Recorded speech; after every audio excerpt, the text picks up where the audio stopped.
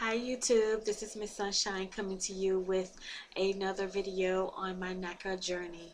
So April 24th, I was submitted for the first time to the underwriter. Excuse that noise back there. That is my dog trying to get outside to the kittens that are on my porch. From my neighbors. So April 24th, I was submitted the first time to the underwriters for qualification. April 30th is when they came back and said I had 12 Eloise that I needed to submit to them. So Eloise are the letters of explanations that you need to basically explain to the underwriters what the situation was with whatever bill that they're pointing out to you or whatever debt they're pointing out to you. They want an explanation of why it's on your credit and why it's not paid.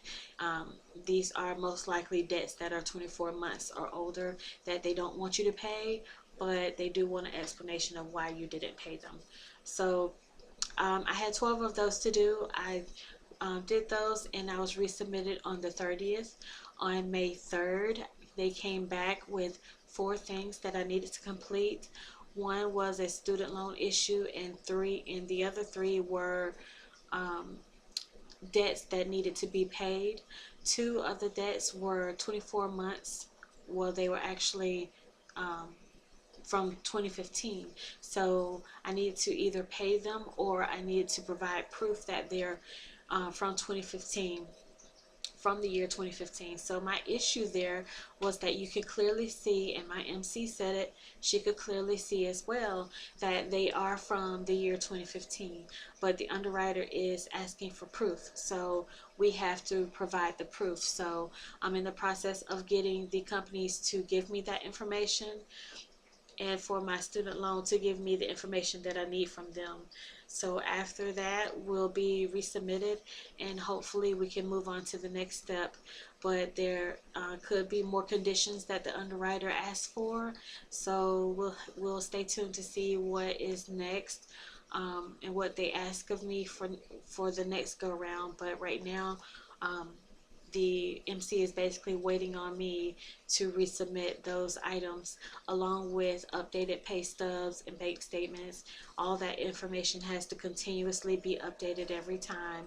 Every 30 days they need the new information. So anytime I get paid or anytime a new statement comes out, I save it to my jump drive. I print me a copy and I send a copy. I don't actually upload anything to the web file because it just doesn't seem like it works to me, and it seems like the MC is going to request it over and over again anyway. So I keep it all with me on my jump drive, which stays with me at all times, and that way if she needs something, I have my email up all the time so that she can, if she needs something from me, I can just get it off my jump drive and send it right to her then. So that's kind of where I am right now.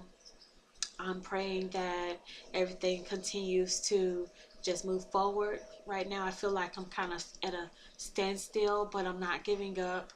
I have all of my minimum required funds saved. I had to save $3,016. I have all of that saved. I have everything that is needed except for these 4 things that the underwriter is requesting. So as soon as I get these, I'm going to send them straight to my MC and we're going to go from there. So right now I don't have a follow-up appointment with my MC because we've been emailing each other back and forth. We were supposed to have a phone conference on the 15th, but because we've been emailing each other every other day, well, I've been emailing her every other day and she's been responding as she can. I don't think there's a need for us really to do a face-to-face, and that's why we haven't scheduled anything.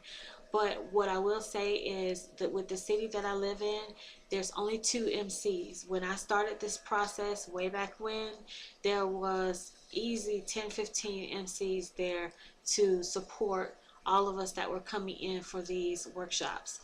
But now we're down to 2. So in my city that I live in, which is kind of big, there's only two MCs that are helping all of us. So that kind of makes me nervous. I know there's another young lady on YouTube in the same city as me, and I understand why she's nervous, because you you basically don't have anyone that's paying attention to just you, because they have so many people that they have to see in the course of a day. I'm lucky if I get one email from her at all. So I don't know how many realtors are on staff. I haven't met with any of them, um, but I've seen a couple people that I think are realtors, but that's pretty much it. So at this point, I'm just trying to push these companies to give me the information I need for them, so I can submit it to my MC so she can resubmit me to underwriting. So I'm very happy with how the underwriter kind of came right back, even though they told me I needed to wait a maximum of 15 days to get something back from the underwriter, but it's only been a few days.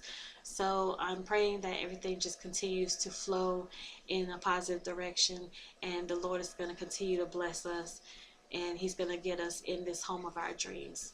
So until then, I will keep you guys updated.